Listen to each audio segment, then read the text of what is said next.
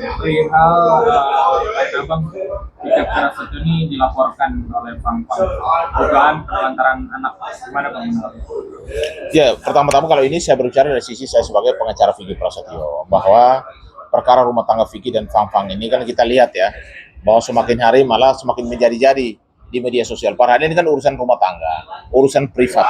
Perkawinan mereka pun hanya perkawinnya secara agama, secara siri, yang mana yang itu kan hanya diakui oleh agamanya, tapi tidak diakui oleh konstitusi kita. Karena ketika tidak diakui konstitusi kita, kan tidak ada namanya akta. Di dalam perkawinan, kalau tidak di dalam proses perkawinan secara konstitusi, artinya hak-haknya dia itu pasti akan terhambat. Hak perlindungan hukum, hak juga menuntut nafkah, bahkan harta gonong gini, bahkan waris pun dia tidak akan dapat. Tapi kalau anak yang sekarang ini, Fang dan Vicky sudah sama-sama mengakui, apalagi Vicky sebagai ayah sudah mengakui bahwa itu anak kandungnya. Tentunya kalau mengakui sebagai anak kandung, ada nafkah yang harus diberikan. Kasih sayang, nafkah pendidikan, nafkah anak itu untuk biaya perlengkapan bayi dan persiapan mungkin juga termasuk tempat tinggal, dan itu merupakan kewajiban daripada seorang ayah dan juga sebagai seorang suami tidak boleh lepas tanggung jawab itu.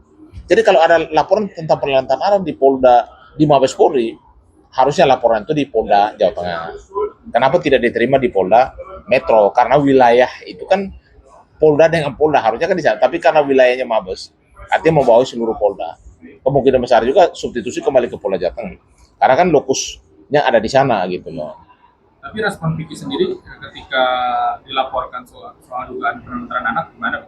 Kalau Vicky sendiri dia merasa bahwa dia tidak pernah melantarkan istri dan anaknya, karena memang sebelum melahirkan Fang ini komunikasi mereka dengan baik, bahkan transferan juga kita sudah pegang ke bukti transferan selama ini. Tapi kalau sudah dilaporkan, Vicky bilang nggak apa-apa. Nanti kan juga kalau dipanggil saya klarifikasi bahwa itu anak saya. Bagaimana saya bisa menelantarkan? Yang dia kecewakan kenapa tidak ada hujan, tidak ada angin, komunikasi baik, tiba-tiba speak up tentang masalah rumah tangga di media sosial. Kan hubungan ini kalau perkawinan, apalagi perkawinan itu kan privat banget. Kan masih bisa dibicarakan, kenapa harus diumumkan di media sosial? Itulah kekecewaan Vicky. Tapi saya bilang Vicky, kekecewaan jangan sampai menimbulkan penelantaran. Penelantaran itu pidana loh sebenarnya.